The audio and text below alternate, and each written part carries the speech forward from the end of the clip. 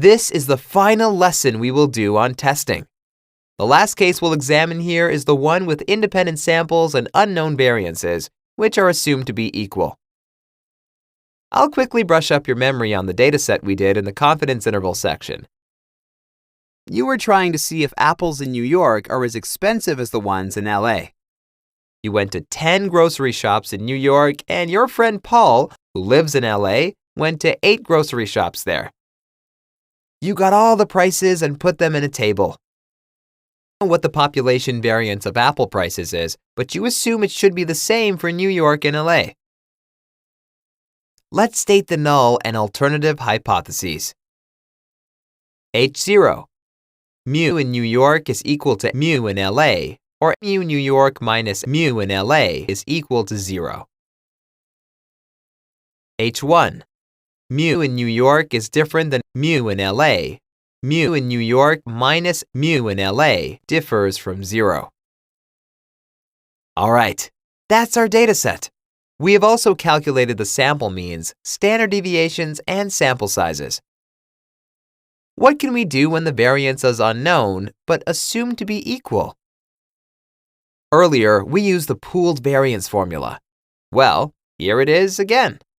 Remember? All right.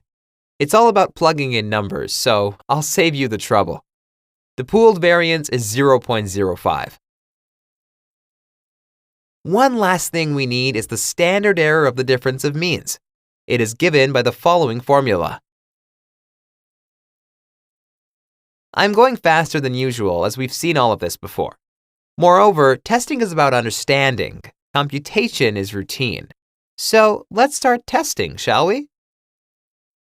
Small samples, variance unknown. Which statistic do we need? Exactly, it's the t statistic again. How many degrees of freedom? You may recall it from earlier. It was the combined sample size minus the number of variables, so 10 plus 8 minus 2, which gives us 16. Let's see the t-statistic formula.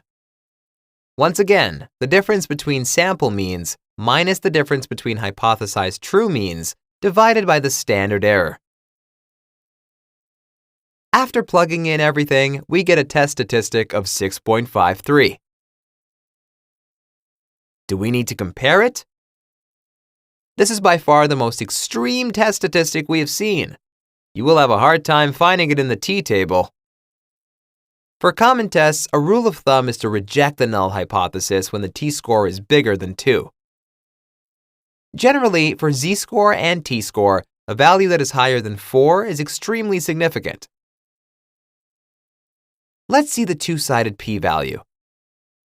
The p-value of this test is lower than 0.000, somewhere around 0.000001. In our lesson about p-value, we said that researchers are always looking for those 3 zeros after the dot. It means that the test is extremely significant and the probability of making a type 1 error is virtually 0. Therefore, we reject the null hypothesis at all common and uncommon levels of significance. There is a strong statistical evidence that the price of apples in New York differs from in LA. But such an extreme result may also mean that the hypothesis is pointless or poorly designed. From the mean values of 3.94 and 3.25, and with such small and close standard deviations of around 0.2, we could easily say that the prices are different, no testing needed. A much more interesting question would be if the price of apples in New York is 20% higher than that in LA. I will leave you this exercise for homework. All right, we are done with hypothesis testing.